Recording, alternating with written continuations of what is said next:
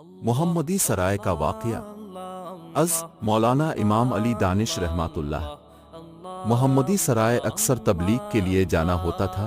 ایک مرتبہ تقریر کے بعد ایک بریلوی خیال کے مولوی ایک کتاب مظاہر حق لے کر آ گئے اور اقامت کا بیان کھول کر کہا کہ یہ دیوبند کی چھپی کتاب ہے، اس میں حدیث سے ثابت کیا ہے کہ حلی الصلاح پر مقتدیوں کو کھڑا ہونا چاہیے۔